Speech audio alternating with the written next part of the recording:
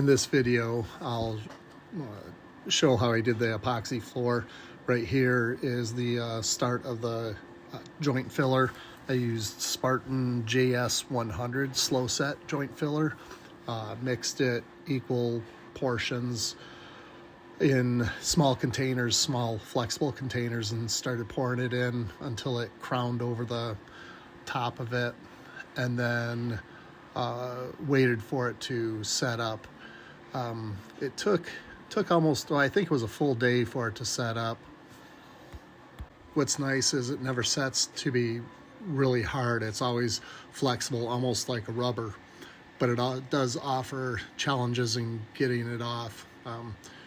Right here, I accidentally had it on speed recording. I'm still working on figuring out how to use it. Anyway, so I found the easiest way, or the best way to remove it, is with that oscillating tool with a straight blade, not a cutting blade. Just once you get under it, you can see there a full strip came up, and it went along pretty good. You have to push a little bit, but it wasn't too bad cleaning it up, getting the surface flush. There you can see how fast it's moving. That's about real time, so not too bad.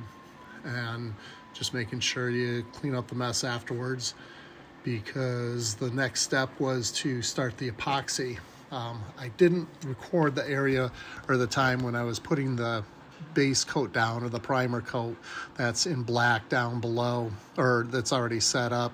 That was done the day before. But here I'm putting the first coat of the metal, or the metal flake epoxy down. It was kind of a gold color, and right here I'm just spreading it out. I was doing this by myself, so I had to work pretty quick, and this was also the first time I was mixing metallic, not metal flake, metallic epoxy. So I was in quite a bit of a time crunch trying to do the whole 30 by 40 barn by myself without it setting up. So I mixed half and spread it out. And here I initially spread it with a squeegee, and then I go back and roll it.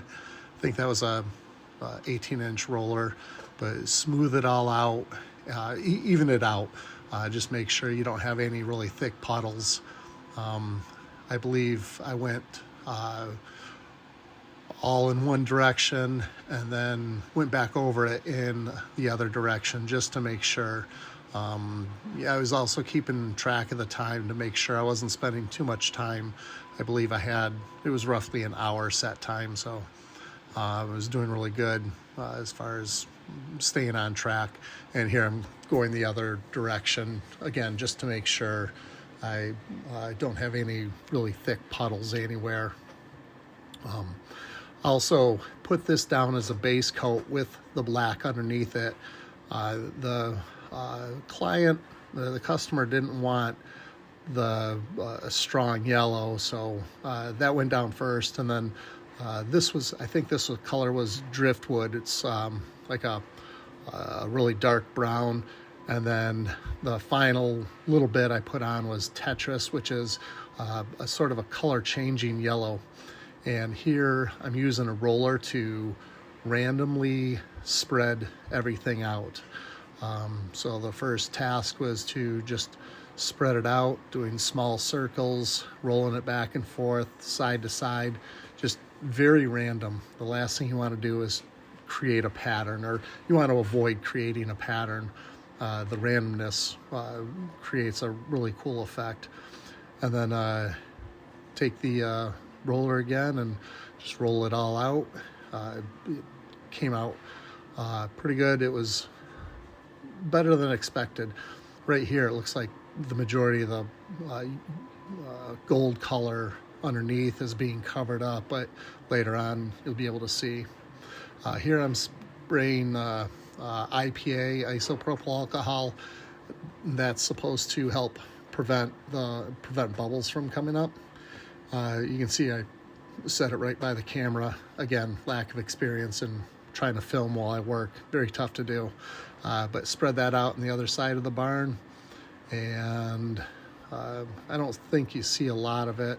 Again, rolling it and one way, the other way, and putting the black down, or the driftwood down. There's a quick fast forward. You can see where all of the floor is done. Grabbing the camera out of the window, close the window just to try to prevent anything from blowing in. There you can see how it turned out. Try to do it as random as possible and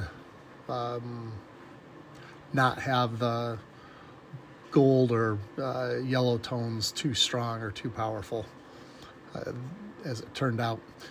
So right there, I'm gonna pause on that. Those are my homemade cleats. I just took a piece of plywood, cut it out the pattern, and duct taped my shoes to it. They held up. I was surprised. They held up well. Oh, I put screws in it, wood screws, so that's what I was walking on. They held up very well and got me through the job. That was a suggestion from my wife, so she is accredited for being a genius. So here's the next day. You can see there's some bubbles, but came out really nice. I was happy how it turned out. The property owner was, or the owner of the barn was also very happy.